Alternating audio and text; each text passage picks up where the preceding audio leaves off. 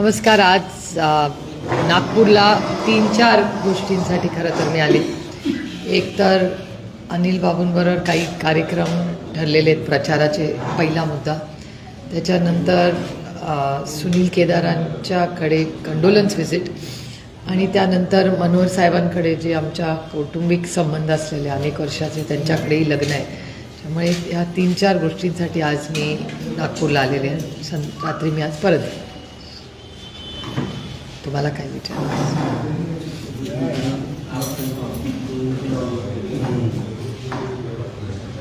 पवारांनी काल एक स्टेटमेंट दिलं की आम्हाला वोट केलं तर माझ्याकडे त्यावर आपलं काय मत आहे? इलेक्शनच्या तोंडावर अशा प्रकारे मला असं वाटतं की ह्याचं उत्तर आपल्याला म्हणजे अपेक्षा करणं कितपत योग्य आहे, कारण का इलेक्शन कमिशनचे अनुभव मला खूप वेगळे आलेले आहेत. त्याच्यामुळे एका सशक्त लोकतंत्रामध्ये इलेक्शन कमिशनची नैतिक जबाबदारी असते या स्टेटमेंट्सचं मॉनिटरिंग करणं, पण ते होताना फारसं काही आपल्याला आजकाल दिसत नाही. आणि मी स्वतः इलेक्शन कमिशनमध्ये केस लढलेले आहे आणि आमची कागदपत्रं असतानाही आम्हाला काही न्याय मिळाला नाही.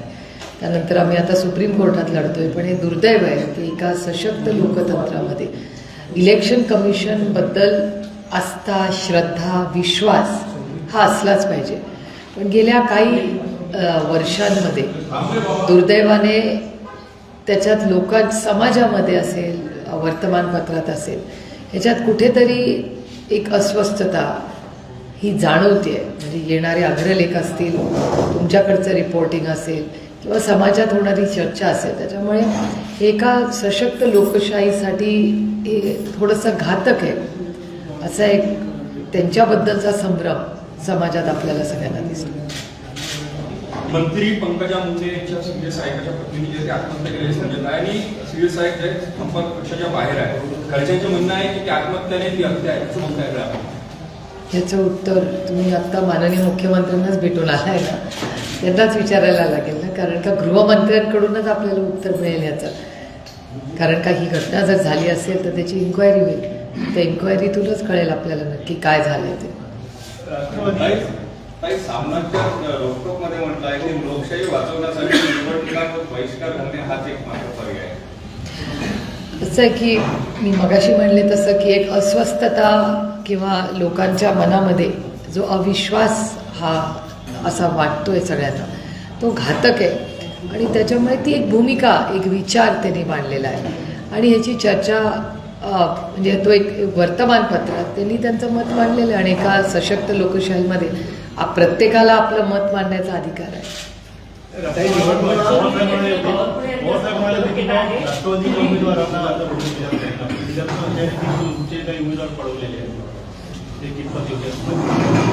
हे नाही योग्य काय, अर्थातच अयोग्य आहे ना कोणीही करणं. म्हणजे आम्ही काही गोष्टी ह्या देशामध्ये, म्हणजे जर लोकशाहीवर विश्वास असेल आणि लोकशाही जगावी, टिकावी ही आपली नैतिक भूमिका जर असेल तर अर्थातच ते अयोग्यच आहे ना.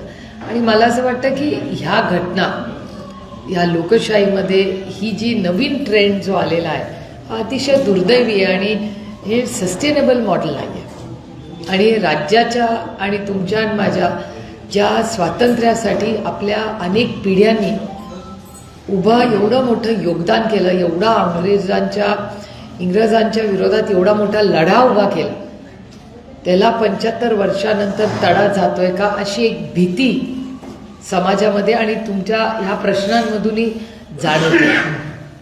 गडचिरोलीमध्ये बावनकुळे यांनी एका प्रचार सभेत असं वक्तव्य केलं आहे की मी विस्तार प्रचारात आहे, खर्चाची चिंता अजिबात करू नका, निवडणूक आयोगाला आम्ही हिशोब देऊ.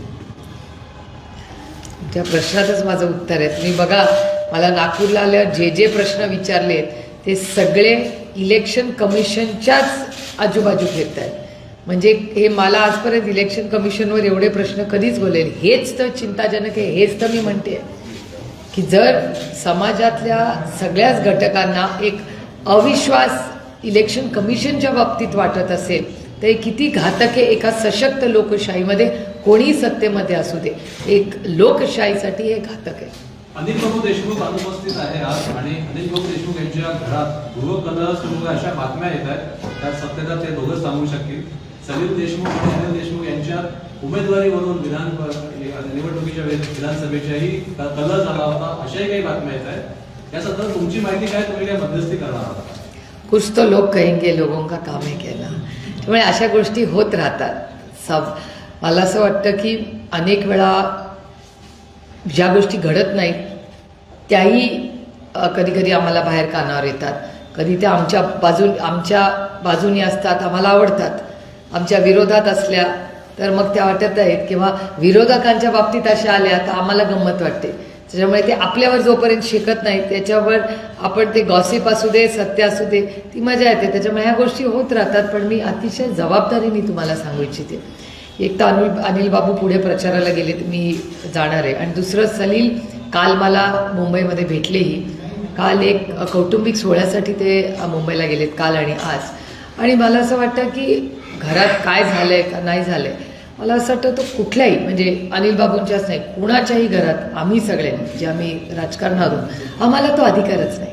कारण का आम्ही लोकसेवेत आहोत. जसं अनिल बाबांनी इतकी 5-6 दशकं महाराष्ट्राची सेवा केली आहे, तसं सलीलचंही खूप मोठं योगदान राहिलेलं आहे. आणि आत्ताही त्यांनी विधानसभा लढले, अनेक वर्ष युवक नेता म्हणून त्यांनी खूप काम केलेलं आहे. सेवा करण्याचा एक प्रांजळ प्रयत्न त्यांनी केलेला आहे. त्याच्यामुळे मला वाटत नाही की ह्याच्यात फार काही तथ्य किंवा असं. आणि या गोष्टी गॉसिप तर चालतं, थोडा उसका मजा भी सबने लेना चाहिए, क्या फरक पडता है. पण वास्तव असं आहे की आम्हाला कुणालाही, जे आम्ही सार्वजनिक आयुष्यात आहोत, कोणी म्हणजे, आणि सगळ्याच पक्षांच्या लोक, मी माझी फ्रटर्निटी आता डिफेंड करते, आम्हाला ह्या कुठल्याच इमोशन्सचा अधिकार नाही. याचं कारण असं की आम्ही सेवेसाठी इथे आलो आहे. ही सेवा आहे, कोणीच कुणाला आग्रह करत नाही, आणि नोबडी इज इंडिस्पेन्सिबल, हा एक आहे. आणि मला असं वाटतं सलीलवर झालेले त्याच्या कुटुंबातले संस्कार जे आहेत त्याच्यामध्ये सलीलच्या मनात एक गोष्ट नक्कीच आहे की पहिला देश, मग राज्य, मग पक्ष, आणि त्याच्यानंतर कुटुंब. त्याच्यामुळे हा काही मनातून तुम्ही विचार काढूनच टाका, तुम्हाला तो प्रचारात लवकरच दिसेल. त्याच्यामुळे ह्या ज्या गोष्टी वर्तमानपत्रात येतात वगैरे, सूत्र, तर ह्या गोष्टी चालू असतात, कधी कधी येत राहतात. फारसं त्याला महत्त्व देऊ नका. कारण मला असं वाटतं आत्ता ह्या भागाचा विकास, महाराष्ट्रावरची आव्हानं, आज महाराष्ट्रात दर 3 तासाला एक आत्महत्या होते. हा माझा डेटा नाही आहे, महाराष्ट्र सरकारचे मंत्री माननीय मकरंद आबा पाटीलचं ऑफिशियल स्टेटमेंट आहे. त्याचबरोबर महाराष्ट्राची जी ग्रोथ आहे त्याच्यामध्ये, ज्याला FRPM ॲक्ट म्हणतात, फिस्कल डेफिसिट मॅनेजमेंट, त्याच्यामधली गॅप वाढलेली आहे. आणि महाराष्ट्राची आर्थिक परिस्थिती अडचणीत आहे. मी म्हणत नाही आहे, भारत सरकार आणि महाराष्ट्र सरकारचा डेटा सांगतो. त्यामुळे अनेक अशी मोठी आव्हानं राज्याच्या आणि देशाच्या समोर आहेत. आणि अनिल बाबू तर आपल्याला सगळ्यांनाच ज्येष्ठ आहेतच, पण सलीलकडून माझ्या खूप अपेक्षा आहेत. त्याच्यामुळे हे सगळं गॉसिप छोड दो, काम पे लग जाओ. याला जोडून असं आहे की यापूर्वी जेव्हा 2 चक्र पडली पक्षाला, 2 तुकडे तुमच्या पक्षाचे झाले, तेव्हा सलील देशमुख झाले नाही, आमच्या पक्षाचे केले. तर तेव्हा सलील देशमुख काही गेले नाही तिकडे. अजित पवार आणि सलील देशमुखांचे अत्यंत जवळचे संबंध आहेत. ते आजारी होते, त्यांना दवाखान्यात व्हायलाही आले होते, तेव्हाही सलील देशमुख गेले नाही. त्यामुळे आता सलील देशमुख कुठेही जाणार नाही, याच्यावर तुमचं काय मत आहे? तुम्ही जायचं का, बघा, जायचा प्रश्न येतच नाही एकतर. आणि कौटुंबिक संबंध आहे. तुम्ही मला म्हणलं की अजित पवार सलील देशमुखांना विचारले, तो प्रश्न मी तुम्हाला फ्लिप करते. मी किती वेळा भुजबळ साहेबांना बघायला गेले. माझे आणि भुजबळ साहेबांचे कौटुंबिक संबंध फक्त हॉस्पिटल पुरतं नाही आहेत. आणि राष्ट्रवादी काँग्रेस पक्षाचे, जेव्हा आमच्या पक्षाचे 2 तुकडे अयोग्यपणे केले गेले, केस अजूनही चालू आहे कोर्टामध्ये, आम्हाला तारीख मिळत नाही, कागदपत्र आमची पूर्ण आहेत. त्याच्यामुळे ह्या सगळ्या प्रक्रियेमध्ये एक दुर्दैव आहे की महाराष्ट्राचं राजकारण ह्या थराला गेलं आहे की एकीकडे आम्ही आलो आहे राजकारणात कोर्टाची पायरी चढायला नाही, आम्ही तुमच्या आयुष्यात एक चांगला बदल आणि एक चांगली पॉलिसी करण्यासाठी आलो आहे. हे दुर्दैव आहे की आम्हाला आता कोर्ट कचऱ्या करायला लागतात. जो वेळ आम्ही लोकसेवेत घालवण्यासाठी आम्ही निवडून आलो आहे, हे दुर्दैव आहे की आम्हाला त्यातला काहीसा वेळ आम्हाला कोर्टात घालवावा लागतो. हे दुर्दैव आहे आमचं आणि हा अन्याय आमच्यावर. ताई, तुम्ही राजकारणाची पातळी आता बोलले, तर भाजपची जे सत्तेसाठी इन्स्टंट थेअरी आहे सध्या सुरू आहे, जसं पालघरमध्ये 16 एप्रिल 2022ला 2 साधूंची निर्गुण हत्या झाली, त्याच्या मुख्य आरोपीलाच ह्याच्या भाजपमध्ये घेण्यात आलं होतं काशीनाथ चौधरी हो, काशीनाथ आणि भाऊ. 3000 समर्थकांना. त्याच्यानंतर माध्यमांमध्ये टीका झाल्यानंतर 24 तासात रवींद्र चव्हाणने त्याला हे केलं. पण दुसरं आहे नाशिकचं ते बडगुजर जे दाऊदच्या साथीदारासोबत नाचताना दिसले. भाजपचा स्थानिक आमदारांचा विरोध असतानाही बडगुजरांना सत्तेत घेण्यात आलं. तुम्ही ह्याच्याकडे कसं बघता? मला तुम्हाला खरं सांगू, मी हे खूप प्रांजळपणे म्हणते की माझे भारतीय जनता पक्षाबरोबर राजकीय मतभेद आहेत, माझे मनभेद नाहीत. आणि याचं कारण असं की मी भारतीय जनता पक्षाला एक अतिशय सुसंस्कृत पक्ष म्हणून अनेक वर्ष दिल्लीत पाहिले. अटलजींपासून म्हणजे मी पाहिलेले नेते, त्याच्या आधीचं मी बोलू शकत नाही, पण अटलजी असतील, माननीय अडवाणीजी असतील, सुषमाजी ज्यांना मी गुरु मानते, हे मी पहिल्यांदा मी अनेक वेळा म्हणले की सुषमा स्वराजांना मी गुरुस्थानी पार्लमेंटमध्ये ठेवले, कारण एक अतिशय उत्तम पार्लमेंटमध्ये संसदपट्टू म्हणून आम्ही त्यांच्याकडे पाहिलेलं आहे. ज्या पद्धतीने त्या भाषण करायच्या, म्हणजे कुठली सीमा ओलांडायची नाही आणि कुठपर्यंत भाषण करताना विरोधकांनी गेलं पाहिजे त्याची जी सीमा होती ती आम्ही सुषमाजींकडून शिकलो. आणि त्याच्यामुळे अरुण जेटली साहेब, मी अनेक वेळा म्हणजे मी मीडियालाही सांगितलं की जेटली साहेबांचं भाषण असलं की आम्ही जाऊन बॅल्कनीतून बघायचो की आज जेटली साहेब काय बोलणार. आणि अनेक वर्ष म्हणजे मी पुण्यात प्रकाश जावडेकर साहेब असतील, तुम्ही त्यांना जावडेकर साहेबांना स्पोक्सपर्सन म्हणून अनेक वर्ष पाहिले. त्यामुळे तो एक काळ होता. म्हणजे मला विचाराल तर सत्ता जरी भारतीय जनता पक्षाकडे असेल, पण भारतीय जनता पक्षाचा सुसंस्कृत गोल्डन पिरियड हा या सगळ्या नेत्यांच्या मनात अप्रतिम. असं वाटायचं आमच्यावर टीका करायचे ते, पण आम्हाला वाटायचं नाही नाही तुम्ही बोलत राहा, आम्हाला ऐकायचंय, अजून ऐकायचं, ठीक आहे ना, आमच्यामध्ये जर कमतरता असेल आमच्या सरकारमध्ये ऐकू तर दे. आणि अप्रतिम एखाद्या बिलवर, एखाद्या विषयावर अप्रतिमपणे पण सुसंस्कृतपणे मर्यादा ठेवूनच ते वागायचे.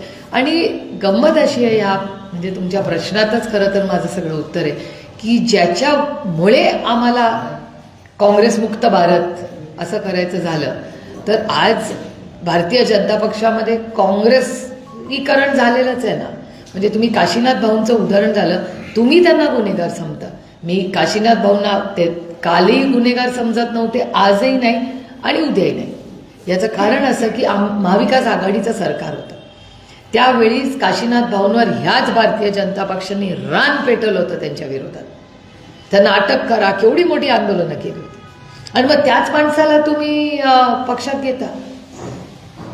म्हणजे मला आश्चर्य वाटतं नवाबबाईंबद्दल. मला नवाब मलिक हे आमच्यावर अनेक वर्ष काम केलेले, आमच्या पक्षाचे पक्ष एकत्र होता तेव्हा वरिष्ठ नेते राहिलेले, यांच्या सोयीप्रमाणे यांना नवाबबाई चालतात.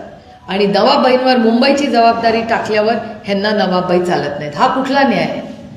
And everybody is innocent till is proven guilty. मग नवाबबाई जर तुम्हाला सही करायला तुमच्या सरकारला चालतात पण प्रचाराला चालत नाहीत सोयीप्रमाणे, हा कुठला न्याय? आणि नवाबबाईंवर आरोप भारतीय जनता पक्षाने केले. भारतीय जनता पक्षाचा डेटा काढून बघा, ज्यांच्यावर त्यांनी आरोप केले सिलेक्टिव्हली त्यांचं वॉशिंग मशीन चालतं आणि सिलेक्टिव्हली त्याचा आउटकम असतो.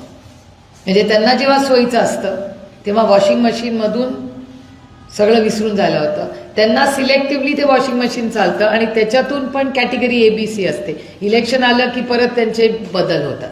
हे दुर्दैव आहे, कारण आम्ही जरी विरोधात असलो तरी दिलदार विरोधक असायला असतं. कारण का लोकशाही टिकणार कशी? जर दिलदार विरोधक असला तरच ना.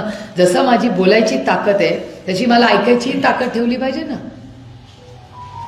त्यालाच तर लोकशाही म्हणतात. ते दुर्दैव आहे की ज्यांच्यावर 10-11 वर्षापूर्वी टीका करून तुम्ही त्यांना मुक्त करणार होता महाराष्ट्र आणि भारत, त्याच लोकांना घेऊन आज तुम्ही राज्य करताय ना देशामध्ये, काश्मीर टू कन्याकुमारी. हे काय फक्त इथे महाराष्ट्रापर्यंत सीमित नाही आहे. आणि महाराष्ट्रामध्ये आज जर तुम्ही कधी असेंब्लीमध्ये गेला, आता आहे ना 8 तारखेला असेंब्ली, जरूर बॅल्कनीत जावा आणि त्याच्यातून एक डेटा अनालिसिस करा की अरे हा तर राष्ट्रवादीत होता, हा काँग्रेसमध्ये होता, हा राष्ट्रवादी 2/3 असतील राष्ट्रवादी काँग्रेस म्हणजे भारतीय जनता पक्षाचे. मी ॲलायन्सचं म्हणत नाही, आजच्या घडीमध्ये भारतीय जनता पक्षात जे ओरिजिनल काँग्रेसच्या किंवा राष्ट्रवादीत निवडून आलेले. आणि काही ना काही कारण आहे. असं काही नाही की कोणाचा फार विचार बदल झालाय किंवा असं नाही. आणि हे एका सशक्त लोकशाहीसाठी घातक आहे. लॉ अँड ऑर्डरसाठी घातलं. तुम्ही आमच्या पुण्यामध्ये येऊन बघा, तुम्हीच रिपोर्टिंग करताना चॅनलवर, पुण्यामध्ये एवढा क्राईम कधी होता का? हे अस्वस्थ करणार आहे. मी विरोधक म्हणून म्हणत नाही आहे. सगळ्यांची मुलं, आपल्या महाराष्ट्राचं नाव खराब होतं. आणि आजकाल तुमच्या या बातम्यांमुळे काश्मीर टू कन्याकुमारी अशी बातमी जाते हो. म्हणजे ब्रेकिंग न्यूज इथे झाली, नागपूरला माननीय मुख्यमंत्री काहीतरी बोलले तर ते श्रीनगर टू कन्याकुमारी प्रत्येकाला लगेच कळतं. एवढा मोठा आता सेटअप झालाय, जाळं झालंय, व्हॉट्सॲप झालंय आणि यूट्यूब चॅनल्स किती इफेक्टिव्हली लोक बघतात. तो एक मोठा नवीन माध्यम झालेला आहे. त्याच्यामुळे डिस्पर्समेंट ऑफ इन्फॉर्मेशन ही काय आधीसारखी राहिलेली नाही. आणि त्याच्यात महाराष्ट्राचं नुकसान होतं. याचं कारण असं मी तुम्हाला अनेक उदाहरण राहू. महाराष्ट्राने किती टॉल क्लेम्स केले की आमच्याकडे फार इन्व्हेस्टमेंट्स येत आहेत. डेटा आता खोटं बोलत नाही. महाराष्ट्र सरकारचा डेटा काय सांगतो केंद्र सरकारच्या हक्काच्यामध्ये. त्याच्यामुळे महाराष्ट्राची आर्थिक परिस्थिती, सामाजिक परिस्थिती, शेतकऱ्यांची परिस्थिती, तुम्ही स्टोरी केली होती इथून. आता मी तिथूनच आले, त्या रवी भवनच्या आजूबाजू तिथे काम चाललेलं दिसलं, अर्धा दरवाजा उघडा होता, सगळं सामान पडलेलं होतं. ही स्टोरी तुम्हीच सगळ्यांनी इथून केली ना, नागपूरची. आम्ही तुमच्याच चॅनलवर पाहिलं. पैसे द्यायला नाही. जलजीवन मिशन, मी उगाच टीका करणार नाही, कारण का चांगल्यालाही चांगलं म्हणलं पाहिजे. आणि मी 70 साल में काय हुआ यातला विचार करणारी नाही. Governance is continuity. प्रत्येक सरकार सगळ्या गोष्टी वाईट करत नाही, काही गोष्टी चांगल्या करतं प्रत्येक सरकार करतं, आणि इट्स कंटिन्युटी. आता मी तुम्हाला CR पाटलांचं उदाहरण देते. CR पाटील जरी भारतीय जनता पक्षात असले तर जल जीवन मिशनचा कार्यक्रम जो दिल्लीतून आला तो चांगलाच आहे. जरी तो बीजेपीने आणला तरी मी उगाच टीका करणार नाही. माझ्या पण क्रेडिबिलिटीचा विषय ना. तुम्ही म्हणाल सुप्रिया सुळे काही म्हणतात, जलजीवन कितना अच्छा प्रोग्राम, अच्छा है तो अच्छा बोलना चाहिए उसको.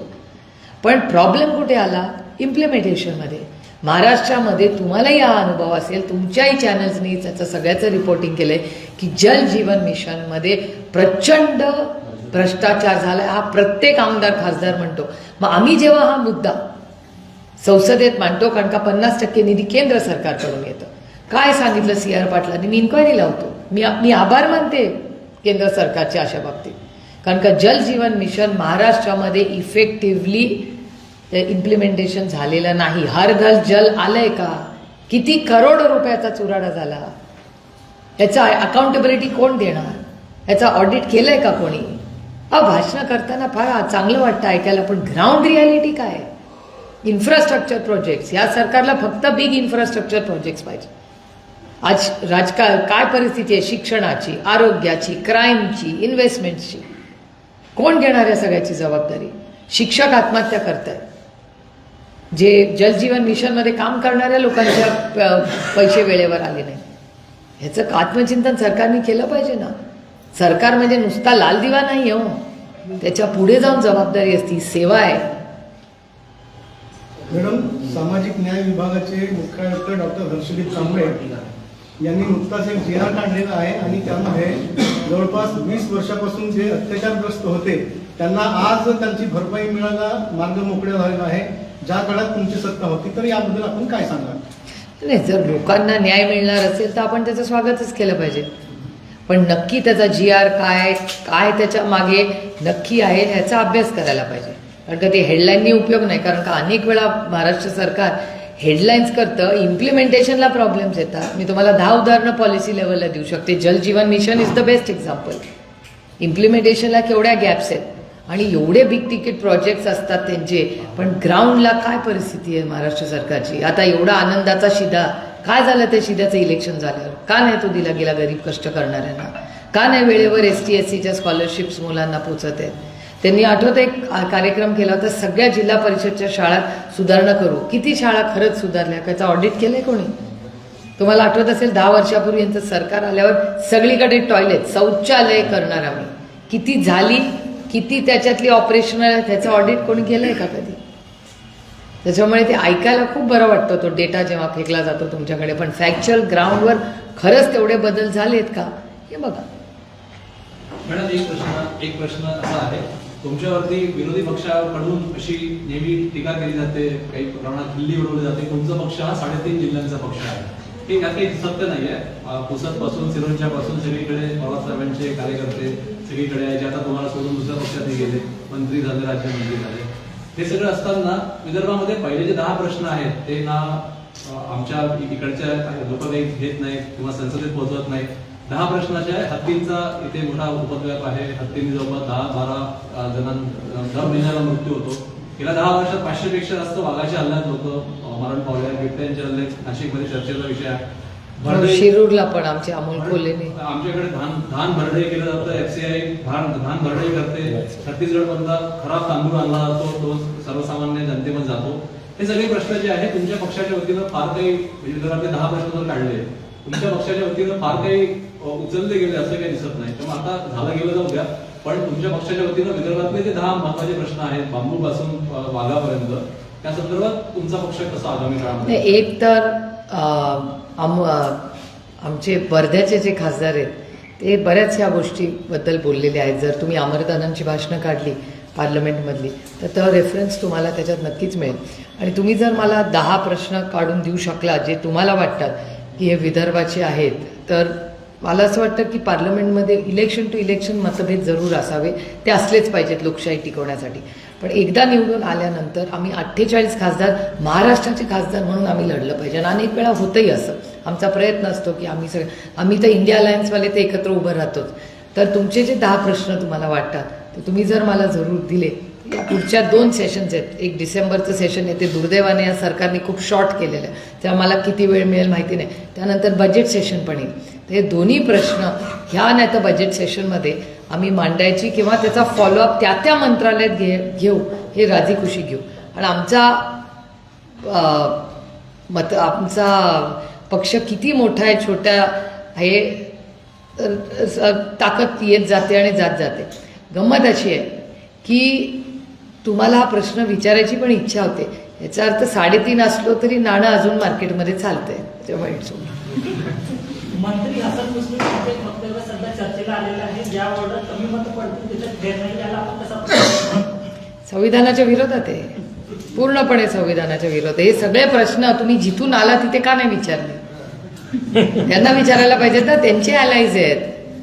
आणि त्यात कसं आहे की जो प्रिन्सिपल असतो ना त्याची जबाबदारी असते ना की आपण आपल्या शाळेमधले सगळे टीचर्स आहेत, स्टुडंट्स आहेत, यांची नैतिक जबाबदारी त्यांनी घेतली पाहिजे ना. सगळं विरोधी पक्षाने नाही, आम्ही विरोधी विचारणारच. पण त्याच्याबरोबर काहीतरी एवढी मोठी सत्ता, 200 आमदार होतो, एवढं मॅन्डेट त्यांना दिलंय, काय गरज आहे धमक्या द्यायची? आणि हे लोकशाहीच्या विरोधात आहे, भारतरत्न डॉक्टर बाबासाहेब आंबेडकरांच्या संविधानाच्या विरोधात आहे. तर मग यांना संविधान मान्य नाहीये का म्हणून अशा धमक्या देत आहेत? काय याचं उत्तर यांना द्यावं लागेल. नाही, बावनकुळे साहेब साधारणतः 50दा बोलले की आम्हाला 51% मतं एवढा मोठा त्यांच्यामध्ये तुमच्या पक्षाचा असं किती आहे? हे बघा, कुठलाही पक्ष हा कोणी व्यक्ती पास होण्यासाठीच आपण जातो. यश आणि अपयश आम्ही दोन्ही बघितलेलं आहे. आम्ही सत्तेत असताना पण असं कधी म्हणायचं नाही, कारण का आमच्या काही मॅनेजमेंट सिस्टम नसायच्या. आम्ही साध्यापणाने लोकांची सेवा करायचो. ही बाकीची बॅकरूम मॅनेजमेंट जी असते ना, ज्याच्यावरनं यांचे नंबर्स येतात सगळे, ते त्या बॅकरूम मॅनेजमेंटचे. आम्ही सरळपणे इलेक्शन लढलेली लोक आहोत. त्याच्यामुळे आम्हाला हे बाकीचे मॅनेजमेंट आणि ती जी मागची अदृश्य शक्ती आणि यंत्रणा असते ती आमच्याकडे कधी नव्हती. आणि ही अदृश्य शक्ती लोकशाहीसाठी घातक. काही सत्ताधारी पक्षाकडून उमेदवारांवर दबाव टाकण्यात येतो, त्या संदर्भात काय चांगले उमेदवार? नाही, अनुभव आम्हाला सगळीकडे राज्यात आलाय. आमच्या अध्यक्षांनी तर इथे तो म्हणजे खूप प्रकर्षाने मांडला त्यांनी. पण हे लोकशाहीसाठी घातक आहे हो. म्हणजे कोणी सत्तेत असलं तरी चुकीचं आहे. एखादं म्हणजे मला गंमत अशी वाटली की इतके लोक बिनविरोध आणि सत्तेमधले लोक 100 पार केली वगैरे अशा बातम्या चॅनल्सवर तुमच्या येत होत्या. मी विचार करत होते, मग ही लोकशाही त्यांना संपून टाकायची आहे का? इलेक्शन बिनविरोध होण्यात एवढा आनंद का? अरे लढेंगे ना. तुम्हाला माहिती आहे ना तुम्हाला 51% मिळणारच आहे. तुमचा पेपर आधीच फुटलेला आहे, मग बिनविरोध कशाला पाहिजे? अरे लड़के कॉपी ऑन करके पास होने में क्या मजा आहे? मॅडम, विदर्भाचा अनुशेष दिवसेंदिवस वाढत आहे. आणि दुसरी गोष्ट, वैधानिक विदर्भ महामंडळ जे स्थापन झालं तरी आता गोळ्याला जमा आहे. तर त्यामुळे वेगळ्या विदर्भाची मागणी विदर्भातून मोठ्या प्रमाणात होत आहे. तर तुम्हाला याबद्दल काय म्हणायचं? मला काय आश्चर्यच वाटत नाही. मी तर फायनान्शियल महाराष्ट्राची आर्थिक परिस्थितीबद्दल आधीही बोलले आणि मी एक दिवस आड बोलतेच, जेव्हा माध्यमांशी बोलते किंवा सरकारशी मी बोलते. मी तुम्हाला अजून एक उदाहरण देते. आज खरं तर अनिल बाबूंनी ते प्रचाराचा प्रोग्राम माझा थोडा बदलला. मी पोहरादेवीला पण जाणार होते. याचं कारण असं की आदरणीय प्रधानमंत्री हे बघा, देशाचे प्रधानमंत्री ते काय एका पक्षाचे प्रधानमंत्री नाही, आपले प्रधानमंत्री जेव्हा आपल्या पोहरादेवीला येतात तेव्हा ते आस्थेचं श्रद्धेचं स्थान आहे आपल्या सगळ्यांसाठी.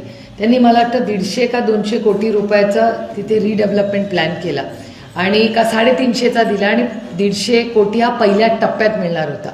आता मला कानावर आलेलं आहे की मला एक पत्र आलं, खरं त्याच्यातून हे सुरू झालं की पोहरादेवींना जे पैसे केंद्र सरकार महाराष्ट्र सरकार देणार होतं त्यातला निधीच आलेला नाही आणि त्या कॉन्ट्रॅक्टरनी काम तुमचं रवी भवनचं काम जसं बंद झालं नागपूरला तसं पोहरादेवींचं पण जे काम करायचा शब्द दिला होता आणि ते पण माननीय प्रधानमंत्री आल्या असताना कमिटमेंट केलेली आहे. आता प्रधानमंत्र्यांचाही शब्द आहे सरकार जर पाळणार नसेल तर रामकृष्ण हरी. आता हा प्रश्न मी खरं तर दिल्लीला गेल्यावर प्रधानमंत्र्यांना याच्याबद्दल पत्र लिहिणार आहे मी, कारण का त्यांनाही कळलं पाहिजे की ज्या ठिकाणी तुम्ही विश्वासाच्या नात्याने आला तिथे एवढी मोठी अनाऊन्समेंट झाली तिथेच महाराष्ट्र सरकार पैसे देत नाही आहे, हे दुर्दैवी आहे.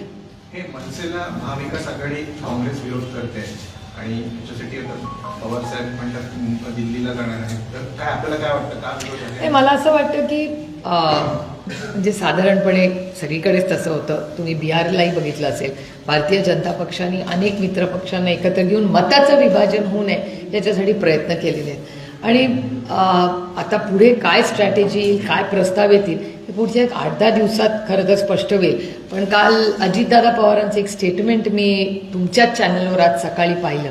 त्याच्यात ते असं म्हणाले की कदाचित मंगळवारी जी केस आहे त्याच्यात इलेक्शन पुढे जाण्याची ही शक्यता आहे. त्याच्यामुळे आत्ता अजून स्पष्टताच नाही आहे की म्हणजे जर सत्ताधारीच म्हणत असतील की जायची शक्यता आहे याचा अर्थ त्यांना काहीतरी म्हणजे कानावर आल्याची शक्यता आपल्याला नाकारता येत नाही. त्याच्यामुळे मग आता परत कॉर्पोरेशन आणि जिल्हा परिषद पुढे जाणार का हा एक मोठा प्रश्नच उभा राहिला ना आपल्या सगळ्यांच्या समोर. मागचे भाजपमध्ये जे घराणेशाही आहे, कोणाची पत्नी आहे, कोणाची आई आहे, कोणाचा मुलगा आहे, कोणाची सून आहे, कोणाची भाची सून आहे, असे जे आहे त्यांची मत असं होते की घराणेशाही. एक तर घराणेशाहीचा सगळ्यात मोठा आरोप आमच्यावर असायचा. आता मी जेव्हा TV बघते तेव्हा असं आहे, भारतीय जनता पक्षाची एक खासियत आहे, आम्ही केलं तर घराणेशाही, त्यांचं असलं तर मेरे, आपलं ते बाबडे आणि दुसऱ्याचं ते कार्ट. त्याच्यामुळे आमच्यावर सगळ्यात मोठे आरोप भारतीय जनता पक्षाने 10 वर्ष केले की हे घराणेशाहीवाले. मला खूप प्रांजळपणे त्यांना विचारायचं आहे. परवा तुमच्याच सगळ्या चॅनलनी दाखवलं ह्याची आई, ह्याची बायको, ह्याची वहिनी सगळे भारतीय जनता पक्ष. त्याच्यामुळे 10 वर्षापूर्वी जे आरोप काँग्रेसवर झाले, सगळ्याच प्रकारचे आरोप जे काँग्रेसवर झाले, तिथेच आज 10 वर्षांनी भारतीय जनता पक्ष उभा आहे. जे मी तुम्हाला सुरुवातीलाच सांगितलं की भारतीय जनता पक्षाबरोबर माझे राजकीय मतभेद आहेत, विचारांमध्ये आमचे अंतर आहे, पण माझे मनभेद नाही. तो पक्ष एक सुसंस्कृत पक्ष होता. मी त्यांच्या नेतृत्वातला फार जवळून पाहिले. भारतीय जनता पक्ष अतिशय सुसंस्कृत पक्ष होता. म्हणजे मलाच धक्का बसतो की अरे भारतीय जनता पक्षाचा स्पोक्सपर्सन असा का बोलतोय. मलाच अस्वस्थ वाटतं की अरे क्या हो गया इनको, यार इतना अच्छा पार्टी था, इतना कल्चर्ड पार्टी था, इनको क्या हो गया. कारण काही त्यांची स्टाईल नाही. मी निर्मलाजींना डिबेट करताना बघितलं, मी नवीन कोहलीला डिबेट करताना बघितलं, मी अनुराग, किती नावं तुम्हाला सांगू ज्यांना अतिशय सुसंस्कृतपणे डिबेट करताना मी तुमच्याच चॅनल बघितलं. प्रकाश जावडेकरजी किती छान डिबेट करायचे, नलीन कोहली, किती नावं तुम्हाला सांगू. निर्मलाजींची ओळख आपली कशी झाली, चॅनलमधूनच झाली ना. कसा डिबेट करायचा मला सांगा. आत्ता सांगा मला भारतीय जनता पक्षाची 4 नावं सांगा तुम्ही पत्रकार आहात ना जे डिबेट चांगलं करतात किंवा डिबेट करतात हे पण सांगा. तुम्हाला स्पोक्सपर्सनची नावं पण माहिती नसतील. हे दुर्दैव आहे की एक सुसंस्कृत पक्ष कशामुळे एवढा त्याच्यात बदल झालेला आहे. आणि जे जे काँग्रेसवर त्यांनी नावं ठेवली, म्हणजे मला अमित शहाजींचे शब्द आठवत आहेत. आज अमित शहाजी एका डिबेटमध्ये दिल्लीला म्हणले होते की तुम्ही एक बोट जेव्हा दुसऱ्यांकडे दाखवता ना तेव्हा 3 बोटं तुमच्याकडे दाखवता. हे अमित शहाजींचे शब्द आहेत, मला अजून मी विसरणार नाही. आता भारतीय जनता पक्ष दुर्दैवाने मी म्हणेन, कारण का विरोधक असला ना तरी तो दिलदार आणि सुसंस्कृत असला तर एक सशक्त लोकशाहीसाठी ते महत्वाचं आहे. आम्हाला यावं विरोधक, का नसावा विरोधक. त्यामुळे दुर्दैव आहे की भारतीय जनता पक्षाकडून मुझसे म्हणजे त्यांच्याकडून ही उमेद નથી.